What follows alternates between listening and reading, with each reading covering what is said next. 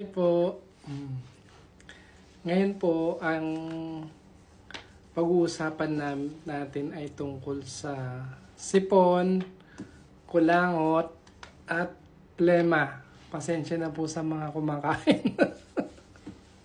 Wala na akong may discuss. Sipon, kulangot, at plema naman. Sige, madali lang po ito.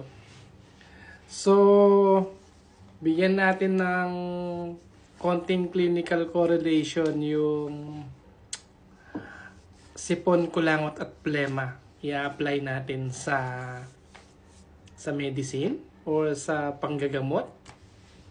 Okay. At konting science para sa mga high school student. Para ma-introduce tayo sa mga terms. Basta ang topic ko ngayon, sipon, kulangot at plema. Yan. Pagka sinasabi po natin kasi na sipon, yung sakit na sipon. Yung sakit na sipon, ang tawag nila doon minsan na rhinitis. Pero ang sinasabi ko, hindi yung sakit na sipon. Yung sipon, yung tumutulo sa ilong natin, yung sipon. Yan.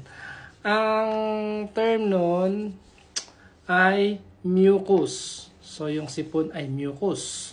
So, yung mucus po, ano yun, yung parang yung gelatin o para siyang yung malagkit na nasa loob ng ating respiratory tract, gastrointestinal tract, at saka yung sa mga reproductive organs, babae man o lalaki. Paano ba yun? Halimbawa yung butas po ng ilong natin, no? Pag pumasok ka dun sa butas ng ilong natin, yung mga tubes papunta sa lungs, sa airways, o kaya dun sa esophagus, dun sa mga lining, paano ba ito? Yun pa, pagka pumasok ka po doon sa loob, yung halimbawa yung tubo sa loob ng katawan natin, yung tube, siyempre po may balat po yun sa loob. Dun sa balat, sa esophagus, stomach, ganun. Sa respiratory tract naman, dun sa bronchus, bronchioles, ganun. Ang lining nun, yung pinakabalat sa loob, no? Yung butas ng ilong natin, siyempre may balat yan sa loob. Yung pinakabalat nun, ay siyempre, pag dry yun, hindi maganda. Dapat yun meron konting mucus. Yun po yung mucus. Kaya ang tawag po doon mucous membrane. Kasi nagre-release siya ng mucus. Yung mucus galing doon sa goblet cells. Yun nga. Yun po pantrap ng mga bacteria, viruses, kanyan. Tapos magi-stick doon yung mga mikrobyo para hindi basta-basta makakapasok sa loob. Yung pong sipon natin, yun yung masyadong dumami yung mucus. Yung pagka masyadong dumami na po yung mucus, yun na po yung magiging sipon. So, yung mucus natin, meron po yung mucins, peptides, antibodies, glycoprotein, ganyan. Tubig, syempre meron yung tubig. Malagkit siya, parang gelatin. So, pagka naman dumikit yung mikrobyo doon, hindi basta makakagalaw.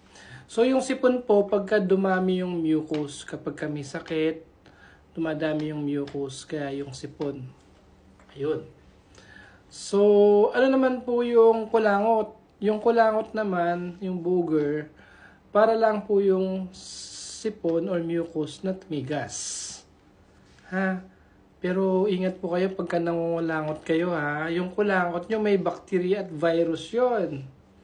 Huwag yung basta-basta kung saan itatatapon yun. Kasi yun nga, may virus din po yun at saka bacteria. Yan. Tapos ano naman yung plema? Yung mucus kasi pwede rin sa genital area, di ba? Yung mucus, minsan tine-check yan para malaman pag may mucus ka doon, tine-check kung fertile ka o hindi, di ba? Tapos may mucus ka rin sa ilong, may mucus ka rin doon sa lamunan mo, may mucus ka rin sa gastrointestinal tract. Dun kung saan pupunta yung pagkain mo.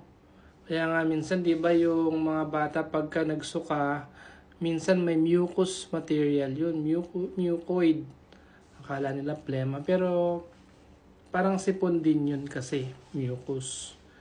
Tapos po, nga pala yung English sa yung lumalabas sa ilong, minsan tinatawag nila snot, S-N-O-T. Pagkulangot naman, booger, B-O-O-G-E-R, gano'n. So, balik tayo dun sa mucus. So, merong mucus sa genital organ, merong mucus sa stomach, kaya minsan pagka yung fecalysis natin, merong mucoid, di ba? Mucus. Ayan. Yung plema naman po, yung phlegm, parang mucus din yun na dumami. Yun nga lang po, yung phlegm, nasa respiratory tract, sa nasal passages, ganyan. So, usually sa airways, yung phlegm. So, hindi ka pwede magka-plema dun sa ilababa. Ang plema dito lang sa throat, sa bronchus, bronchioles, yung phlegm. Ayan.